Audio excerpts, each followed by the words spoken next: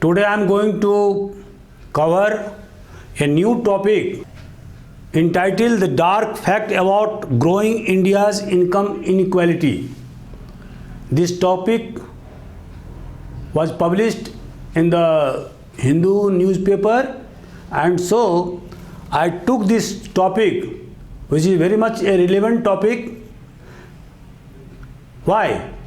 Because against the goal to establish a socialist society, our country is becoming very much a capitalist country.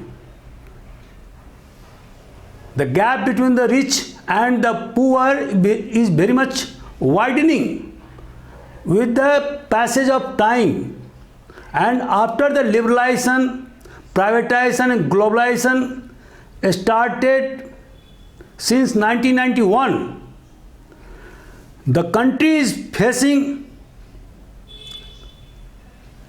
too much inequalities in income, in wealth. So today I am going to discuss about the growing India's inequality. Our lesson plan is introduction, causes, what are the causes for the inequalities in our society, causes for the concentration of economic power by big business tycoons, impact, what are the impacts in our society, efforts of the government of India and state governments to curb inequalities or concentration of wealth, and finally suggestion. So I will cover this lecture under these headings one by one. According to World Inequality Report 2022, what we see that India is the most unequal society in the world. The gap between the top 1% and bottom 50% is widest among all major economies of the world. Top 10% holds 57% of the national income, and top 1% holds 22% of the national income. It is not that inequalities are rising only in India. It is a worldwide phenomenon that our society is witnessing too much inequalities. And in the midst of a few elite. So this is a disturbing fact for all of us. The national income of bottom 50% share has gone down to 13%. National income of India is 2,04,200 rupees. Bottom 50% earns 53,610 rupees, while the top 10% earns 11,66,520, over 20 times more than the common people.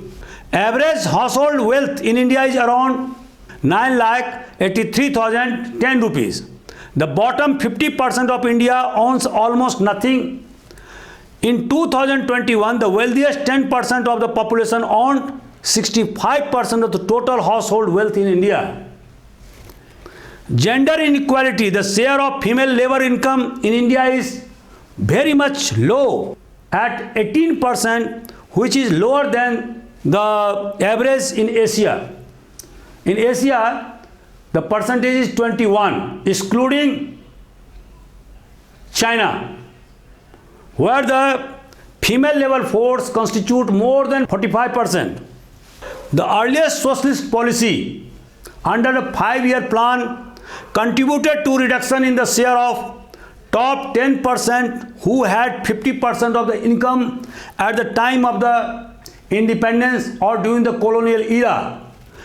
Their wealth was reduced to 35% in the early decades of independence because of the implementation of 5-year plan, because of the objective of achieving public sector as the commanding height of the economy because of the focus of the government on the employment generation.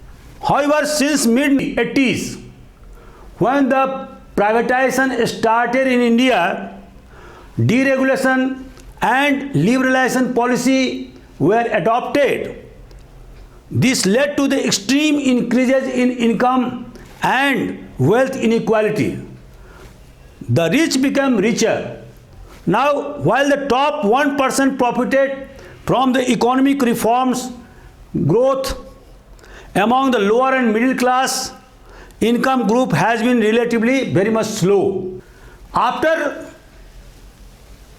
the adoption of LPG, I mean liberalization, privatization, globalization policy, the maximum profit were cornered by rich business tycoons.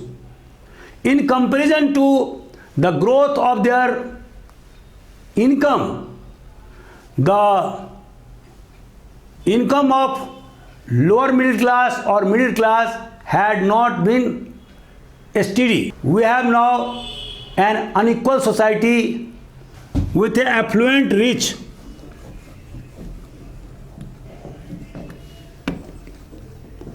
or elite.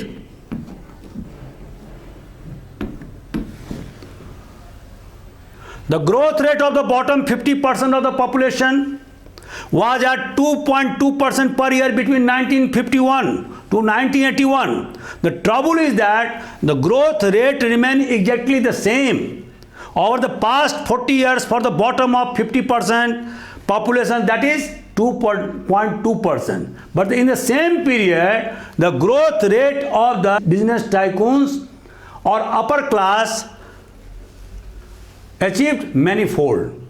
So this is a very disturbing fact about our economic condition, and the economists attribute this abysmal growth of bottom 50% population because of social condition and constraints in India. Because of the social and religious movement taking place in South India and Deccan before the independence and after independence, the existing old order was annihilated. They were smashed up, and that led to the better economic prospect of the people living south of the Vindhyas. And 50% population of South India is now better in comparison to the people residing in North India, where too much restrictions. There is a still caste hierarchy very much operational. Religious dogmas are very much prevalent in northern India, and all these attribute to the lesser growth among the lower class, lower middle class and middle class in northern India in comparison to South India. So researchers have proved that secularization of society precedes economic development. The more secularization of society, the more economic development of that society, and so the improved condition of people, and particularly the have-nots. Wherever the society is divided on religious line, on caste line, on sex line, on region line, the pace of development also becomes slow, and the maximum trouble or difficulties are faced by the downtrodden people for want of the economic development in the society. So researchers have found that if we want to achieve the secularization of society, we must delink religion from societal moods, from political life, from the governance. Without this, we will not achieve the kind of progress that we witness in Europe, where the power of state and church was totally bifurcated and power of church was very much relegated to that of state. A state became all powerful, and so this led to the rapid growth in European and Western countries.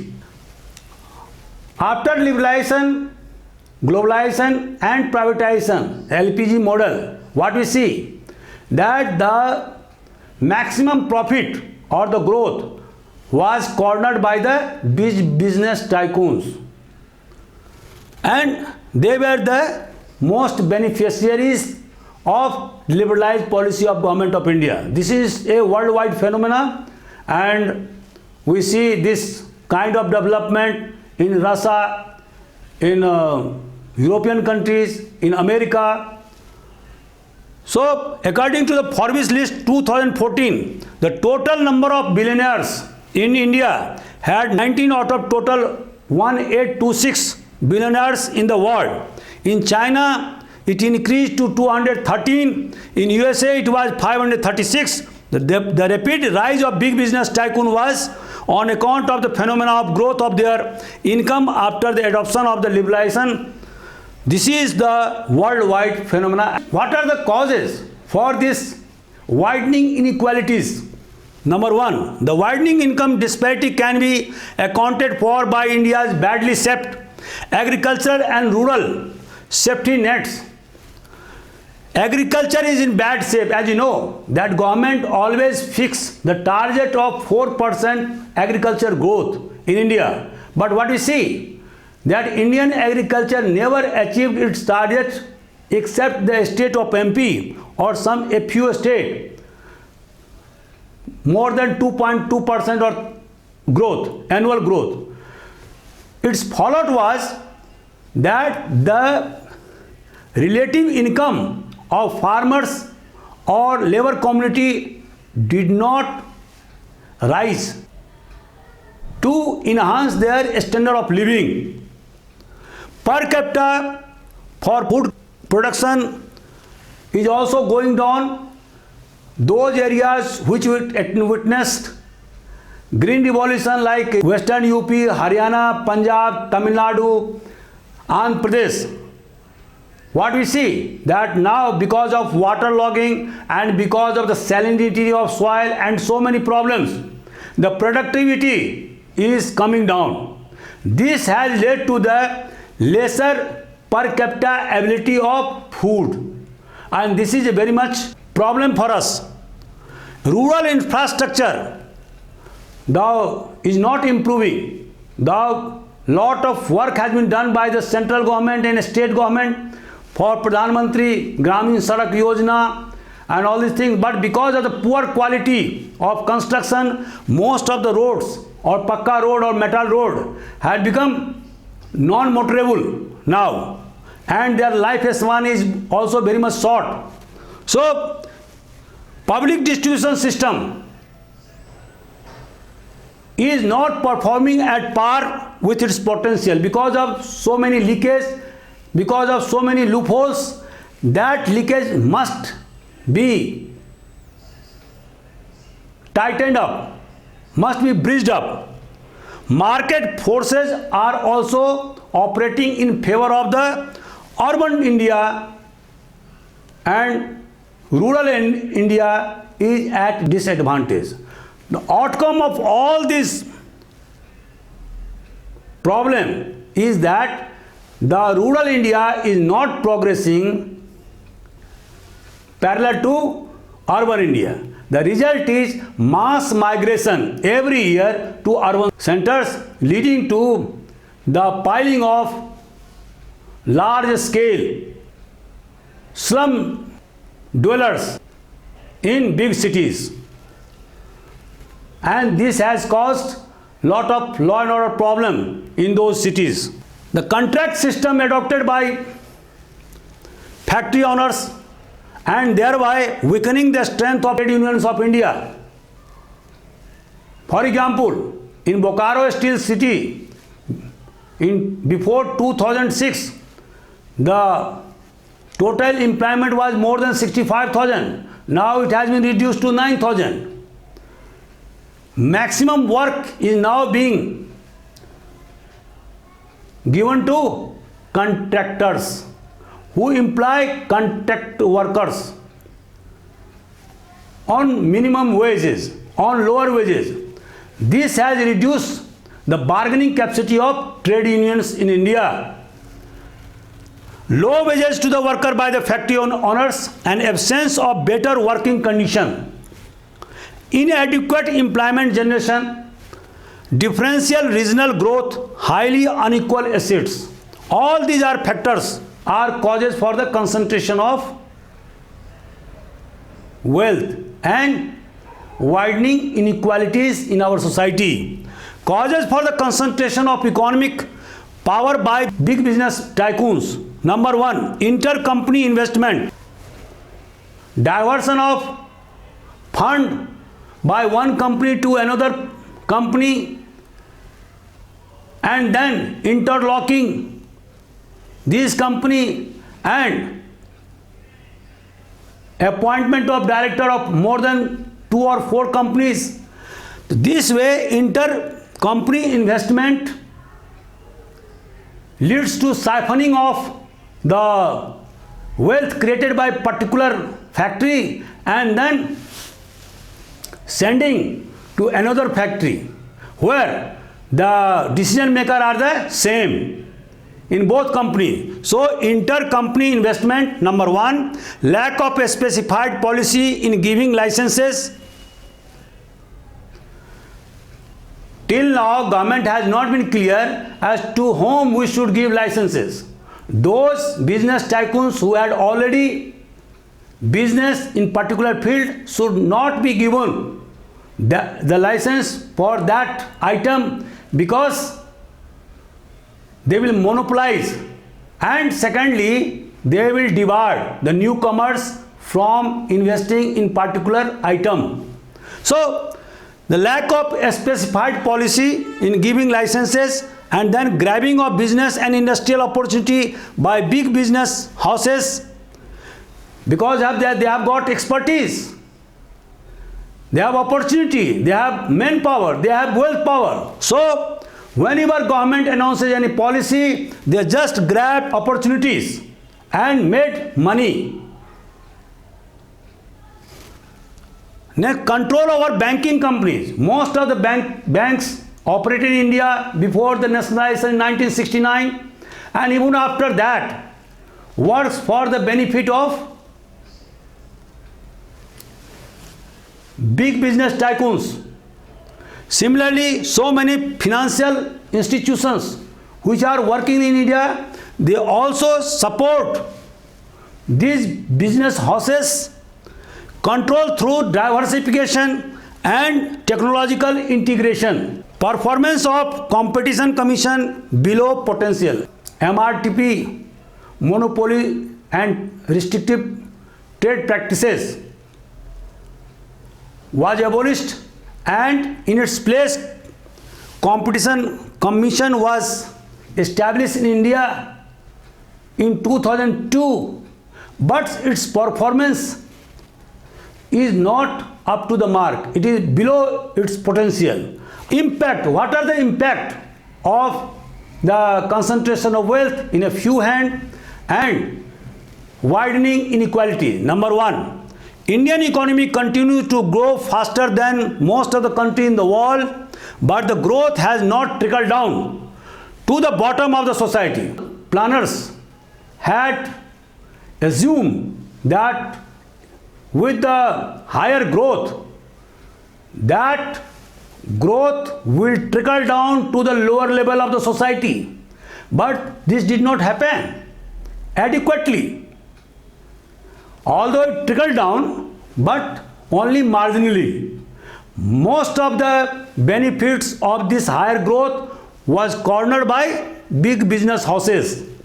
Secondly, the growing income inequality in India has negatively impacted the access of education and health care of the bottom 50% of population. What we see, that the swimming of public school, where we see that the wards of neo-rich, middle class, higher middle class study there. Most of the students belonging to backward classes, scheduled caste, scheduled tribe, study in government funded college or schools.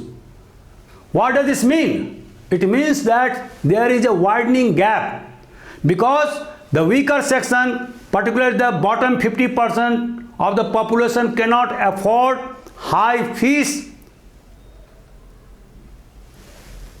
demanded by the public schools. So they admit their sons and daughters in government schools. Similarly is the condition of health care, and that's why Government of India launched Jan Arogya Yojana, where treatment up to 5 lakh is given free of cost to those people who are in the bottom of the society. Similarly, there is a lack of first aid, sanitation, drinking water in rural areas as well as in urban area. And Government of India and different state government have launched Bharat Swachh Yojana, the sanitation project, Nal Jal Yojana for every village, and this work is going on by leaps and bounds in countryside. Widening inequality led to the rise of nationalism among the tribal, social unrest, frequent strike by workers, discord between management and workers in the factory. Students, as you know, that certain areas, particularly in Chhattisgarh, Odisha, Andhra Pradesh, Chandpur district of Maharashtra, these areas are very much affected by Naxal operation. Most of the policemen and paramilitary forces were killed by these ultra leftist forces. What are the reasons for the growth of this type of Naxalism, who wreak vengeance or violence in the society or attack upon the government machinery? Because of the widening gap of inequalities, the tribals sympathize with Naxal forces. This results in their growth, and they are still operating in those areas in spite of the best efforts of central government and state machineries. So, social unrest in country, the discord between management and workers, all these are the cause of the income inequalities. So, different government, what are the efforts of government and state government to bridge the widening gap? Number one, different government have launched several poverty alleviation program, employment generation program for reduction in poverty and increase in employment. Indira Awas Yojana, number one, where the downtrodden people are given free of cost houses. स्वर्ण जयंती ग्राम स्वराज योजना, प्रधानमंत्री ग्रामोदय योजना, प्रधानमंत्री ग्राम सड़क योजना, जवाहर समृद्धि योजना, संपूर्ण Grameen Rozgar Yojana, national old age pension scheme, national family benefit scheme, integrated rural development programme, MNREGA, Annapurna Yojana, Bharat Swachh Abhiyan, Jan Arogya Yojana, नल जल योजना. All these yojanas and hundreds of different projects have been launched by Government of India and different state government for the amelioration of the condition of the downtrodden people, the bottom 50% people. But the fact is that in spite of the efforts of central government and state government, the gap between the rich and the poor is widening. The concentration of wealth is also increasing by leaps and bounds. Suggestion. What are the suggestion and way forward? Number one, land reform and redistribution of surplus land is a must. Student, as you know that Government of India since 1951 launched land reform program, but it could not succeed in getting the surplus land and in implementing the ceiling of land. Most of the zamindars, big landlords adopted the tactics of benami land and thereby still in the possession of large chunk of land. So we have to focus more now upon land reforms and redistribution of surplus land among the common people.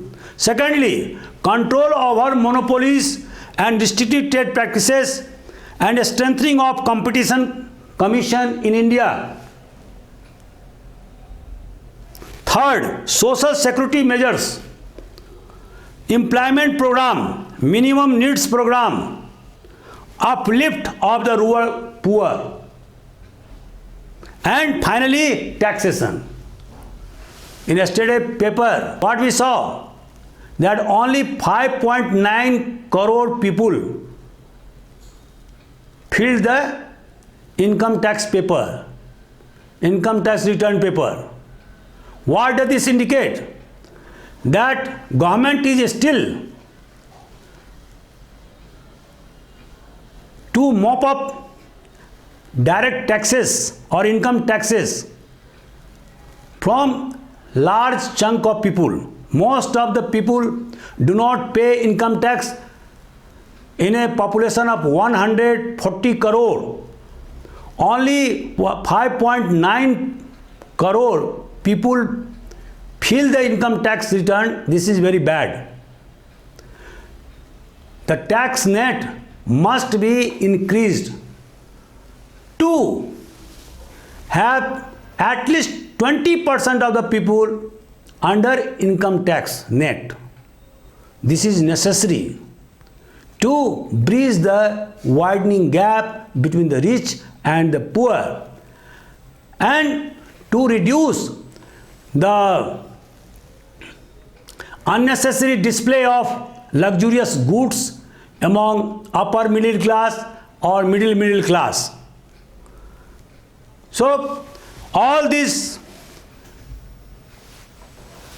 steps must be taken to reduce the widening gap between rich and poor and to stop the concentration of wealth in a few hands. Student, as you know that in Article 39B(c) of Directive Principle of State Policy exhorts the state to have equitable distribution of wealth and concentration of wealth. But in spite of the exhortation of directive principles, in spite of the judgment of Supreme Court in Minerva Mill case, that whenever government would try to implement Article 39B and C relating to equitable distribution of wealth and concentration of wealth, it will have primacy over Article 14, 19 or 21 of the Indian Constitution. So even Supreme Court exhorted Government of India to forge ahead for the social and economic democracy. So students, if you like this video, just share and subscribe. I am here to assist you. Please write down AJIS Academy on YouTube and subscribe my channel. This is a free channel and open the playlist, you will find lots of videos covering polity, economics, history, Indian history, geography, general science and general mathematics. So friends, don't hesitate, just share my channel. This is free of cost. You will be very much benefited from my lecture. Thank you very much.